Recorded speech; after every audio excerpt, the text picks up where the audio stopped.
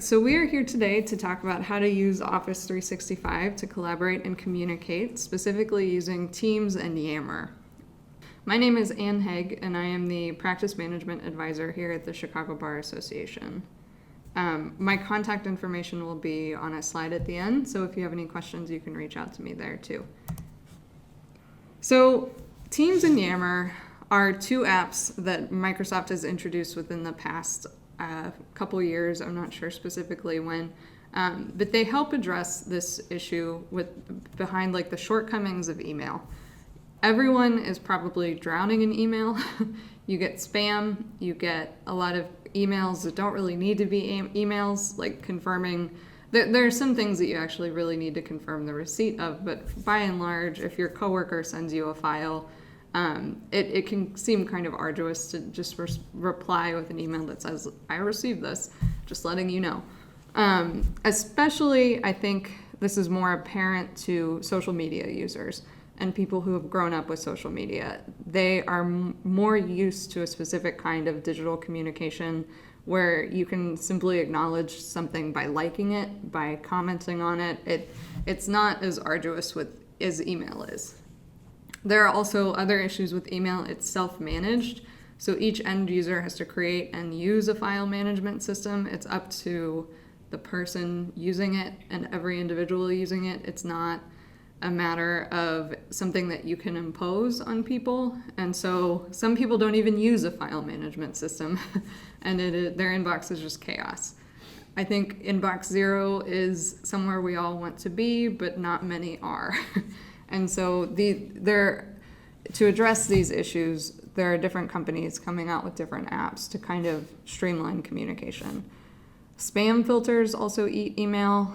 I think a lot of people have been in a scenario where an important email that they've been waiting for has been, sometimes with no rhyme or reason, eaten by the spam filter. Yeah. Sometimes one word, I can't think of any off the top of my head, but sometimes one word that could have other connotations but doesn't in the scenario that you're using it, that can trigger the spam filter. And so it's just kind of lost until you realize it, and in the meantime you're just waiting and waiting for an email. Attachments aren't handled properly. They're also just a pain. If you have ever spent a lot of time going back and forth with someone, sending a new attachment every time that you've made the slightest update in a document, you know how much of a pain this can be. Platforms like this solve that issue because they use the cloud, and you just have to upload a document once, and then it constantly updates with all the changes that are made. And so you can send a link instead of sending an email, and the changes are always reflected. BCC and reply all, these get into all sorts of hairy issues regarding who can see the email, who can see the response to the email. BCC is when you blindly contact somebody, or you contact someone blindly, so that means that other people can't see that they're included on the email. And that gets into all sorts of problematic uses where sometimes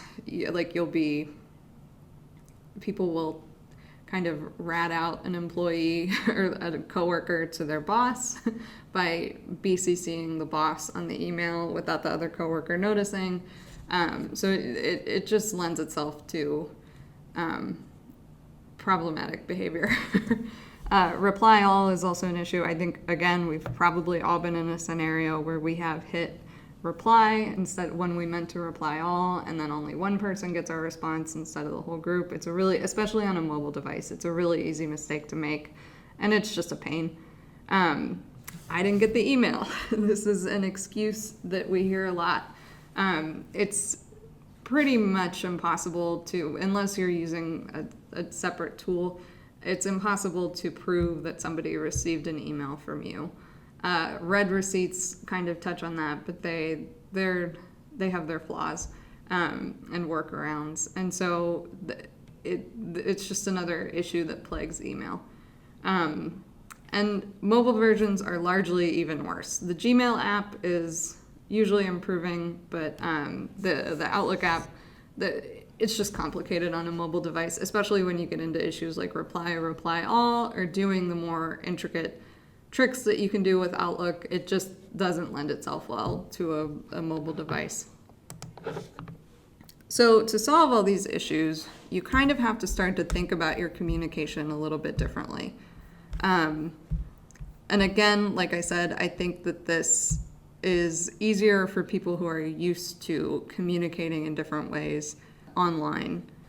So it requires a shift in thinking, and it also requires you to have workflows of some sort. The more detailed your workflow is, the easier the shift is going to be. So the better sense of you have of how the processes that you go through day to day, from the opening of a matter to the closing of a matter, from the onboarding of a new employee, etc. The more you have those mapped out, and I think it can be beneficial to actually literally map those things out and have it all written out. It also helps with training. The more detailed that is, the easier this is going to be. Informal communication is the best option for these email alternatives. So for the most part, we're not talking about like formal communication or like with opposing counsel or you can use these apps with your clients, and we'll talk a little bit more about that. But a lot of client communication is going to fall under that formal communication category, and so you want to stick with email with those types of communication. We're not looking to outsource those right now. We're talking specifically about the like inter-office communication, or intra-office, I guess, communication, where you are emailing your coworkers or your support staff.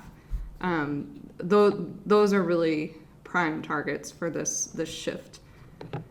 The cloud allows you to share attachments without resharing every time a file is updated. I'm a really big fan of that, so I will probably harp on it more before this is over. So what does 365 specifically offer? The Teams and Yammer are the ones that we're going to talk about today, because I think that they are two really great platforms that they're not, I haven't seen a ton of people who use them in law practice yet. I think a lot of larger organizations, and not necessarily legal organizations, but larger workplaces where they have like a really large staff, I think they are kind of starting to use these tools. But it's been a kind of a slow trickle down, and so I want lawyers to know that these options are available to them. The apps that you have with your 365 subscription vary based on what subscription you have. Teams and Yammer are available only in the business levels, excluding Business Essentials. That is more of like a streamlined subscription. You also, this isn't like a hard promise about what will be available to you.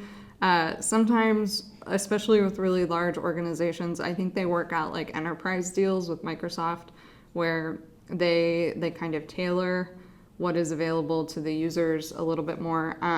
You will probably, if you think that you have the business level and think that you should have access to Teams and Yammer, but you don't seem to, you can talk to the IT person at your firm or the administrator who has the administrative capabilities with the 365 account.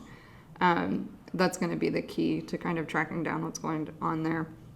I have taught a lot about 365 at universities around the city, and that is an issue where I think that they have some kind of like, they have 365, but the version that they have of 365 is very different from what we're talking about today.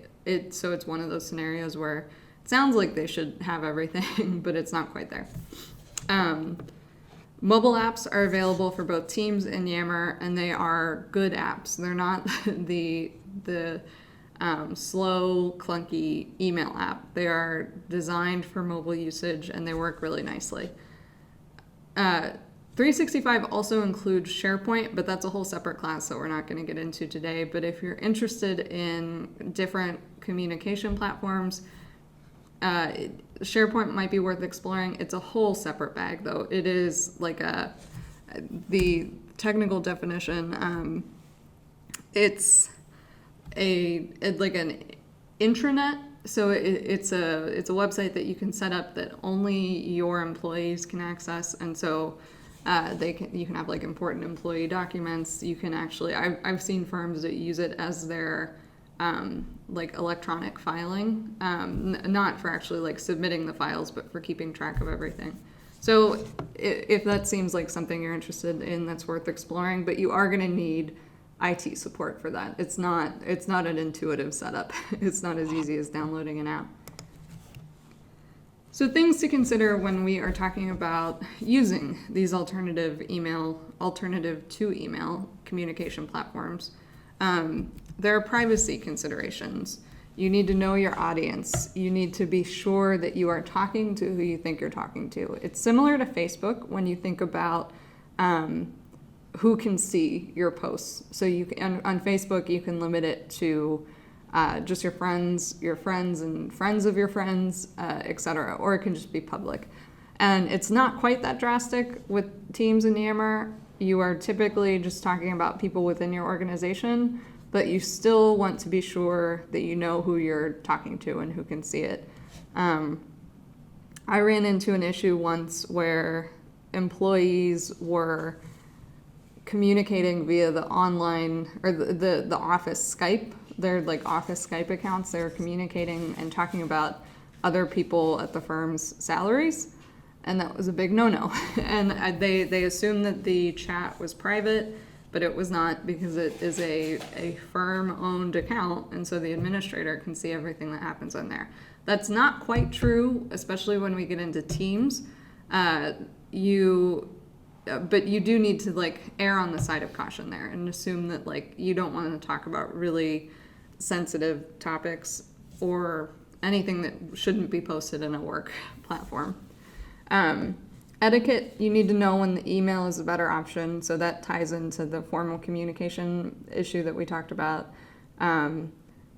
Knowing when to stick with email, because we're not talking about getting rid of email altogether. Email is always going to be, at least for now, I mean, always is a foolish thing to say, but for now, email, we're stuck with email. It's not going anywhere. And so we just need to know when to use one and when to use the other. Connectivity issues. This ties in with security issues, especially when you are on a laptop or on any other mobile device on your phone.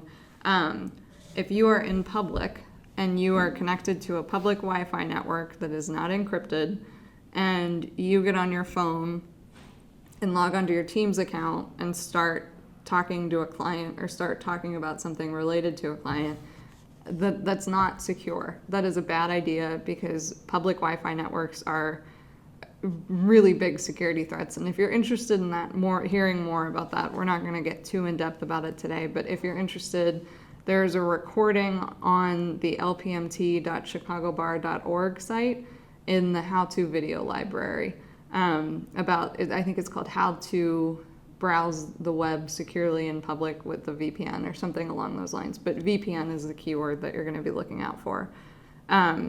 So if you're using these apps in public, you want to be sure that you are connected to a private network that is secure, or you're using a cellular network connection. They're not as safe as a VPN, but they're reasonably, it's reasonable to assume that they're safe. It takes a lot of effort to break into one of those. So yeah, or use a VPN. That's a great workaround. It's an easier workaround. All right, so let's talk first about Yammer. Yammer is kind of the less robust of the two, so I wanted to cover that first. Yammer is great for office or department-wide communication. You can create groups, but they're still technically public. By public, I don't mean to the general public, I mean public to other people in your organization. This is all going to be tied to that organization administrator account. So if I say the term public, that's probably what I mean. I'll try to be specific and be careful about how I use that term. It is probably less useful for solo or very small firms, just because, with the exception of more remote workplaces, but if you're in the office every day with 3 other people, you might not need this separate communication platform. It's a little bit more broad, And I see it best, Yammer best use it as like a way at a larger organization to foster a sense of community within that organization. So I'll jump out of the slideshow and jump into Yammer in just a second. But I want to hit on the rest of the points here, but you'll see what I mean. It's a Facebook feed kind of communication platform. So it looks very similar to Facebook. You create posts just like you would on Facebook. You can like and share and comment on posts just like you would on Facebook. You can use GIFs. You can add links. But and then there are groups that you can create, and the groups are like specified members of your organization, maybe like your marketing department or something like that. But the groups are not private. Anyone else in the organization can like request to join a group, or they might be able to actually see what's going on in the group. So you want to just kind of err on the side of caution there. You can also create polls. You can announce the hiring of a new staff member. It's a nice way to introduce someone. There's also a good place where you can upload files. And so you could add like onboarding documents or company policies. That would be a really great place to just kind of store all of those documents so that employees have easy access to them. Yammer is not going to be for use with your clients or any users outside of your organization. This is the more limited of the two. It's just purely internal communication. All right, so once you log into your Office 365 account, this is the screen that you find. Your apps might look different based on what subscription level you have. That's fine. But if you don't see the apps that you're looking for, you can either go to explore all your apps, or you can just talk to an administrator. But for now, I'm going to jump into Yammer, and it opens in a new window.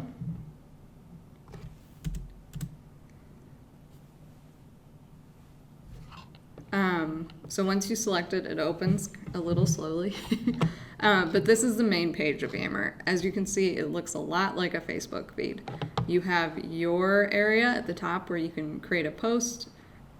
If I click in that, it gives me a couple different options. I can add formatting to text. I can add bullets. It's a little bit more robust than a Facebook post. I can add a GIF, and then you can type in what you're looking for. It's a fun, friendly way to communicate. You can link to SharePoint, or attach a file from SharePoint, or select a file that is already on Yammer. But what you should know before you go to post anything, you have to assign it to you have to tell Yammer where you're trying to post this. So you can either say all company, or you can pick from one of the groups that you've created or joined. So I'm not going to actually post anything right now. But you can also add a poll. This would be a good way, like if you're planning a staff appreciation lunch or something like that, trying to figure out when people are free to do that. You can add praise. It's a good way to kind of make employees feel valued. Or you can make an announcement, so like a new hire, something like that. So now if you scroll down a little bit, you have the feed. Here you can see a GIF in action.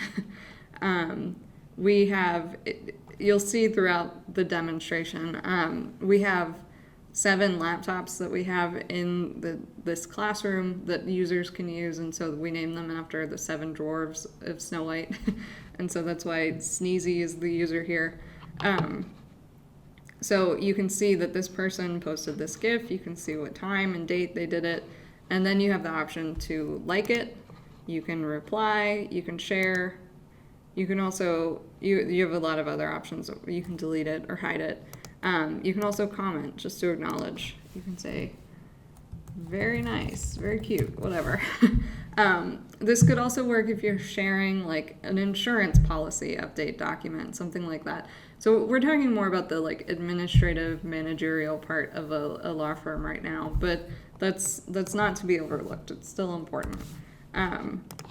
So again, here's a poll. You can see what it looks like. The user has a chance to like click on something and then vote.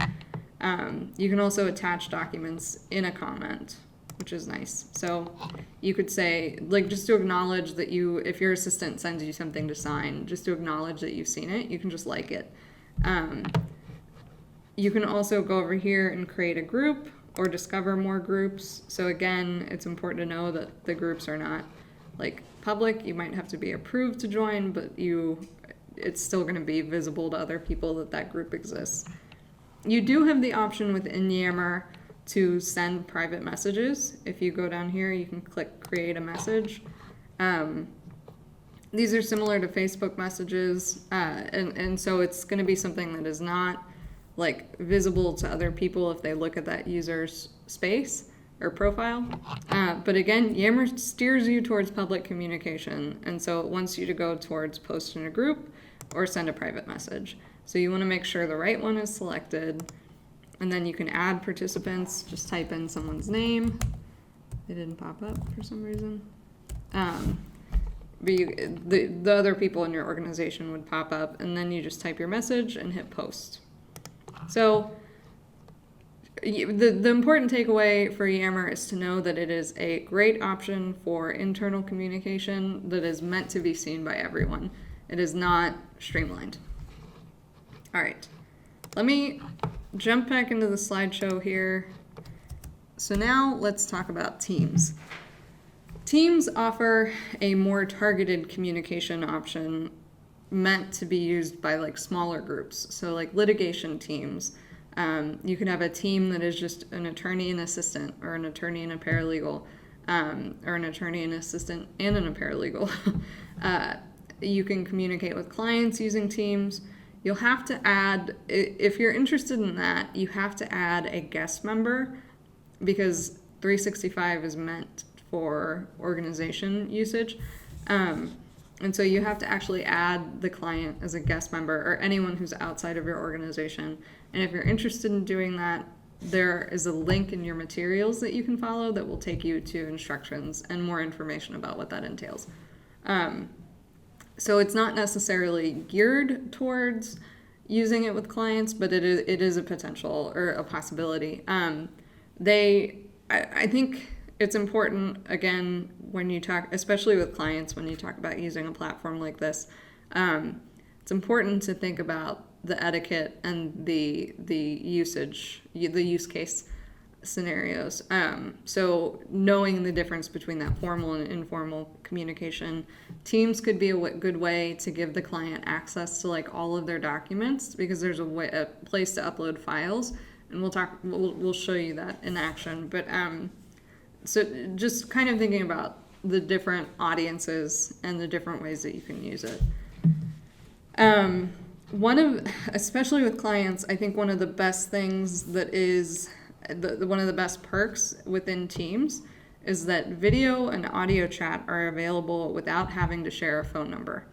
So you really just need to set that person up with a guest account, and then you can have phone calls without sharing your phone number. So I've met a lot of lawyers who don't like having to give out their cell phone number. I don't know that this will prevent that entirely. This would have to be somebody that you still have like some kind of a established relationship with. It's not a way to like kind of screen clients, but it is a way for you to kind of start to move away from using your cell phone number a lot. And I'll show you how that works in a minute. There's a storage area for relevant files, so you can put all of the documents that people in a team will need in one place. There's a shared calendar, so it's really easy for a team to keep track of deadlines or appointments. And then there are customizable areas. Like there are so many different integrations. There's a screenshot that I'll show you in just a second that is just like a whole list of different apps that you can integrate with this. And I'll show you what that looks like as well in the demonstration with OneNote. You can add a planner. That's a really big draw, I think. You can have a space where you can have all of the to-do items for a project, and then you can assign them to different people and set a deadline. So as long as a person is within that team, you can assign a task to them and set a deadline. and then they can check in and say whether or not they've done the task. All right, so I'll show you all this in the demo, but I do want to show you is that screenshot. So these are all the different apps that can integrate with your team page. So a lot of different project management sites like Trello and a lot of different options. Asana is in there, as well as Evernote. Those are things that a lot of people use, so those could be useful. And I unfortunately I can't today show you what every one of those integrations looks like, but we will look at one. All right, so we are back at the Office 365 main page, and I'm going to jump into Teams now.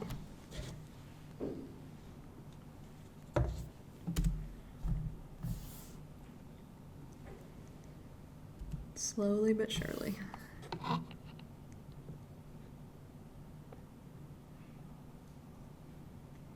I think the internet connection down here isn't fantastic because my computer tends to run a little bit more slowly down here. All right, so this is the main page that you see when you open Microsoft Teams. Something that I cover in your notes, but that I want to tackle right away because I think it can lead to confusion. It's important to notice that there are a couple different layers going on here. So immediately you can see that we're in this Teams tab. And so these buttons on the left in this column along the left flush with the edge of the screen, these are more general options that are specific to you as a user, not to your teams. And so this, like if you click on it in Teams right now where we are, if I had other teams too, you would see them lined up here. I only have this one team. I don't have I'm the only member of the LPMT department, so I don't have a ton of people that I can set up demonstrations with. But they would just be stacked here if you had other teams. Your chats, this is where you can have chats with anyone else that you're in a team with, or you can have chats with like the whole team. But these options are specific to you. So these are all of your files. This is going to be tied with your OneDrive, which is the cloud storage option connected to a 365 account. So anything that is saved to your OneDrive is going to be available here. It is not team specific. So this is specific to you as the user. Here you can see a calendar. So this is not the same as your Outlook calendar. If you are trying to schedule in your doctor's appointment for later in the day, you want to go to your Outlook calendar to do that. That is just like a solo one-person event. The items on your Outlook calendar will show up on your calendar here, but it's not where you want to create them. If you try to create an event within Teams, it will also show up on your Outlook calendar, but it's going to be a meeting, which entails that at least one other person be involved. So if you're trying to schedule a meeting or an appointment that involves other people, that's fine. But if you're trying to schedule an event that is just for you, you want to do that in Outlook, not in Teams. Although there is some like communication between the two, or like overlap between what's displayed on the two. So if you want to schedule a meeting, you just hit schedule a meeting.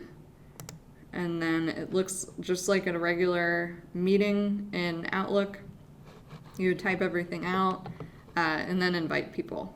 So you would also have to determine which channel to share it in, which just means one team can have multiple channels, so that if like one team is working on a couple different projects, you don't have to create a new team for each project. A channel is like another word for a project within a team. And so you can determine where it gets posted, and then you can invite people. All right, I think that's all I want to hit on about these buttons on the left. So I'm going to go back to Teams, and then I'm going to start to show you my team, my LPMT team. So here you can see that this is the LPMT main page. It automatically opens to this Conversations tab. These are the conversations that have taken place within this team. If somebody is in my organization but not a member of this team, they're not going to be able to see this. How do you tell who is a member of the team if you weren't the one to set it up? What you do is you find the team name here. So right here it says LPMT, and then you have these 3 dots on the right. I'm going to click those and then say Manage Team. As you can see, I am the only member of this group, but other members would appear underneath my name and show up as members of the group. And you can see who the owner is or who other members are. You can also see pending requests for people to join the group. You can see all the channels. So again, just another word for projects, all the different projects that team has. I only have one project or channel right now. It's called General. And so that's the only one that's showing up right here. You can also tailor some settings. You can add a team picture, manage member permissions, manage guest permissions. So that would be where the clients come into play, or like anyone who's not in your organization. You can determine who can use mentions. So this is something that is probably understood by people who use social media, but if you want to tag someone on Facebook, you have to, or anywhere, you have to make the little @ sign and then type their name. So it's not like you can't just type their name and assume that they'll see it. You have to actually tag them in it. You can also similarly tag channels, so projects. You can also make a team code so that people can, with the code, can just join the team directly. You won't get join requests. I don't recommend that for attorneys. You probably want to have some oversight on who is allowed to join. And fun stuff. You can allow emojis, memes, GIFs, stickers, etc. You can also add apps here, which we'll talk about more in just a minute. So for now, I'm going to go back to the LPMT team page by clicking on it. And so now I'm back to these 4 different options within the team: conversations, files, wiki, and planner. So these are not user specific, these are team specific navigational options. So anyone in the team can see these tabs and see what is within the tabs. So conversations, this is where you can talk with other people on the team. You could, to start a new conversation, you just go down here and again type @ to mention someone, and you have the options for stickers, emojis, etc. You can also just go into Meet Now, which will create like an instant Skype portal. And so if people try to join, you'll be able to chat. All right, so files. This is not like the other files tab over here. This is different. This is files that have been uploaded to the team page. They are separate. Anyone within the team can see them, but they are not your files that are saved on your OneDrive. It's separate. So to upload a document, you just hit the upload button. To share something, you can just share with the link. And so again, if you upload a document here, if you just open the web version, you'll be able to see, it's like a Google Doc. You'll be able to see anyone else who is in the document and any changes that they're making. They would pop up here. If you actually, you also have the option to like download it, or you can edit in Word. This is what I wanted to point out. So editing in Word online means that it is like the Google Doc idea where you can see other people who have access to it or who are looking at it currently. You can even see like where their cursor is on the page if they're making changes. So edits are going to appear in real time. Or you can open it in Word, which is different. And so then your changes aren't going to be automatic. It's still better than having to send an attachment every time you make a change.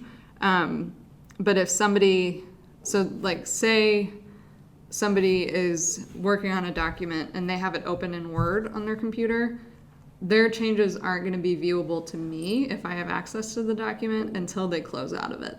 So, but they're still going to be there afterwards. It's not going to be like having to resend that attachment.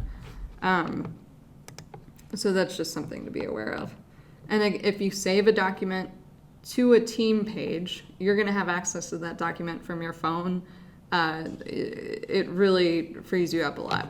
All right, so back to Teams. That's what files looks like. That's how it functions. Wiki. A wiki is like an instructional guide. And I think that this could be a really great idea, especially for attorneys and assistants or support staff. When I was a paralegal, I worked with a lot of different attorneys, and they all wanted things done in a different way. So this would be a really good way to store those expectations. It saves a lot of time. It saves you from having to send edits back to your support staff. It saves them the headache of having to keep everything straight. So it could also be instructions for anything. It doesn't have to be instructions for drafting a document template for a specific attorney. You have the freedom to edit this entirely. You can add a new section. You just start typing. It's a blank page initially. You have to set it up. All right. You can also rename or remove that tab. Planner. This is the great one that I really want to communicate. So right now, this is set up as a Kanban board. Kanban it's a technique, an organizational technique. I think it was started by Toyota, and it uses 3 different boards. And so in this scenario, and I think in most scenarios, I'm not a student of business philosophy, so I might be misquoting, but the 3 boards, you have a to-do board, you have an in-progress board, and then you have a completed board. And the way that it worked originally was that you had Post-it notes with different like to-do items, and you would actually move the Post-it note from one board to the other as it was in progress, and then as it was completed.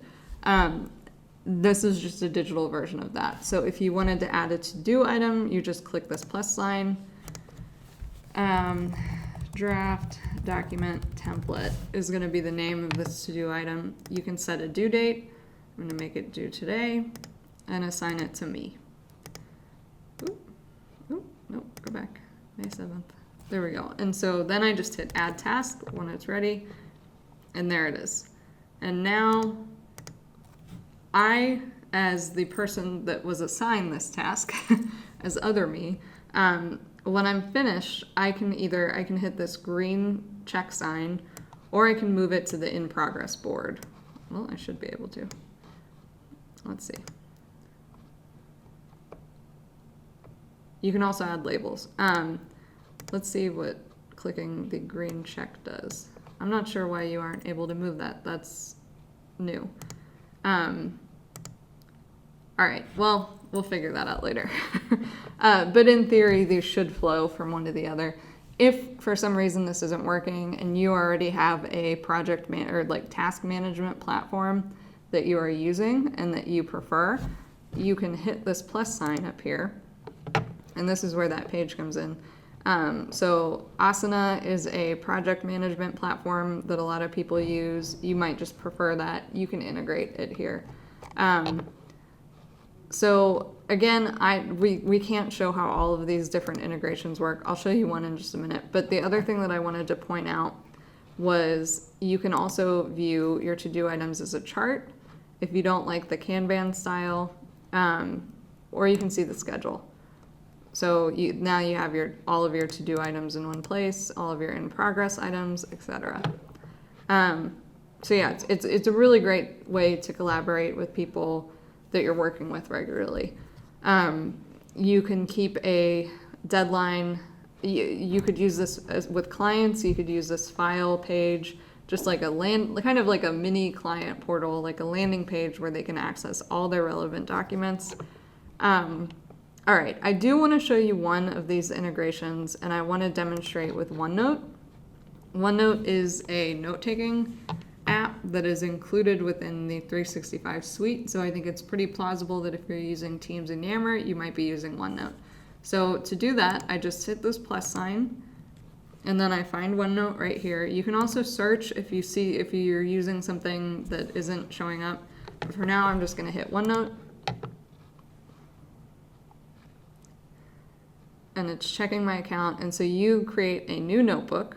I'm going to use the team site notebook. Well, that's interesting. Failed to load. Let's try again. Like I said, the connection down here is a little haywire sometimes. All right, there we go. So now it created this tab that's called my Teams Notebook Shared. And so this is going to be viewable by anyone else in the group. And so if, say, you're preparing for a deposition, you can create a timeline in OneNote. Again, this is a separate class about OneNote, getting into all the uses for that. Again, there is a how-to video in the library that is available to you. I think it's called How to Organize Projects with OneNote. If you just search for OneNote, it will show up. And that's at lpmt.chicagobar.org. But my point is that this is a shared notebook that is viewable by anyone else on your team. And so any notes that you make in here, if they are also looking at this tab, are going to be visible to them right away. It's that real-time editing key. So I've heard about lawyers who use OneNote in depositions. They like map out all their questions and exhibits and everything, and then it's like they can pass notes to each other during a deposition if they're both looking at their computer and they have this notebook open, because the edits are in real time. So it's a really powerful tool, and it's available to you already if you're a 365 user, but this just kind of integrates it a little bit better and puts it right here and shares it with the team. And so when I created that notebook, I also had the option to, there was a check mark that said post about it in the conversations tab. So now if I go over here, you can see it doesn't really elaborate much, but it says tab conversation has begun, team site notebook. So people are going to be able to then click on that and go right to the notebook within the team. You also have the option to rename it or remove it if you get sick of it. Or if you don't have to be wary about adding these different integrations because they're so easy to undo. All that you have to do is click this down arrow and say remove. So if you have dabbled with Evernote in the past and want to see what it would look like as an integration, you can just add it. If you don't like it, get rid of it. It's easy peasy. All right. I think that covers everything that I wanted to hit on in the demonstration. Let me make sure of that really quickly. All right, let's see if we have any questions from the webcast right now. Not seeing anything. Any questions from the room? No? All right, so I do have a few more slides that I just want to reiterate and finish off. So what's the downside of all this? The downside is that you're still going to have email, like I mentioned earlier, and you have to learn a new platform, which might be easier for some users than others. Especially, like I said, a lot of these platforms are going to be more intuitive to social media users. So that might, the burden of having to learn something new might be pretty low if you're really comfortable with social media. But then if you are not, it might be a little higher. Your workflow will need to change to accommodate this new platform. And you need to kind of be ready to teach people that you're using it with about when to use this versus when to use email. And so that's just something that's going to be determined person to person.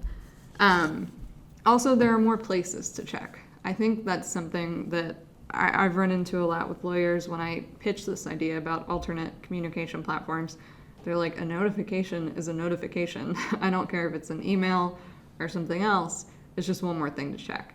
And that's true. And again, that might be a bigger turnoff to some people than others. If you are used to if you've had a smartphone almost your entire life, you might be a little bit more used to notifications. They stress me out. I prefer not to have notifications, but you can also then go into your mobile app and tailor your notifications. So it's just a matter of making it work for you. So given the downside, why bother? This gives you more control over messages and where they live. All of these messages and files and everything are going to be stored on Microsoft servers, which if you have if somebody at your firm has gone through the process of shopping around for a cloud provider and you're using Office 365, it's secure.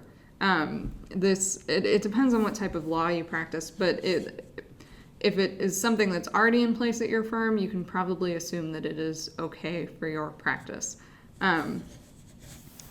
If not, you're going to need to read the terms of agreement and the privacy policy and all that and just make sure that you're comfortable with it. You can separate that casual communication from formal communication to make email more a place of priority, and so or priority and spam. So it's easier for the spam filters to work. Things are just a little bit more streamlined.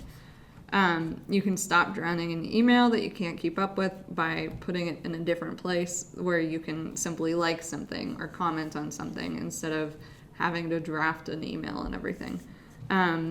You can sift action items from the FYI items. So the items that are just so you know, I made an update to this thing. That is now different from something that is this needs to be done by tomorrow.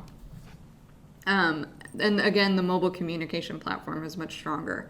These apps are really great. They function they're apps. So you either open it on your computer or on your phone, but it functions pretty similarly. It's not the same as having a desktop program. All right, we do have one question from online. Must other group members outside of the company have a subscription to 365 Executive? No. If they do not have that subscription, if they're not if your 365 accounts are not tied to each other with that administrative network control, you just have to add them as a guest member. And on slide, let me see what number that is.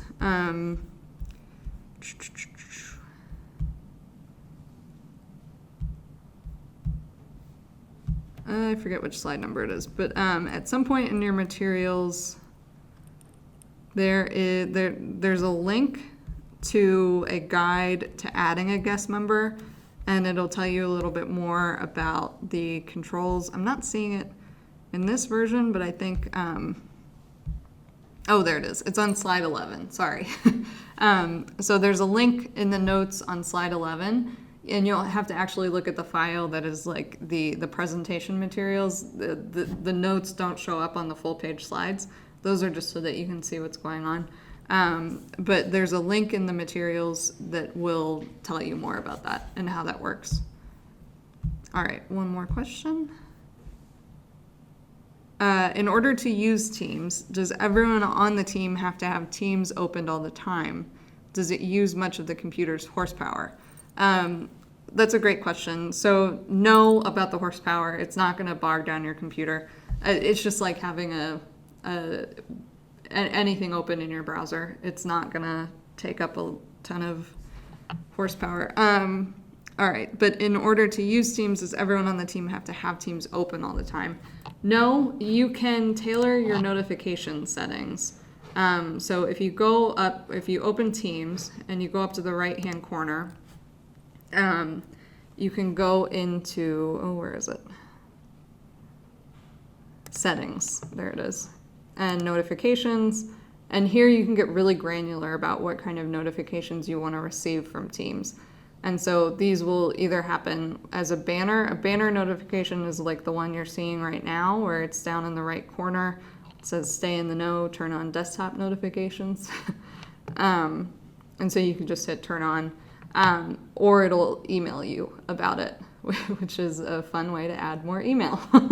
It's really a Sisyphean task. But yeah, I would encourage you to use either mobile notifications or the desktop notifications, because otherwise it defeats the point of that email. But yeah, you can get pretty granular, and you do have to be mindful about like checking it sometimes, or jumping into the app, but you don't have to have it open all the time. All right, if there are no more questions from online and no more in the room, I think we're good to go. My contact information is not in this one. Let me add my email right here so that you can contact me if you have any questions.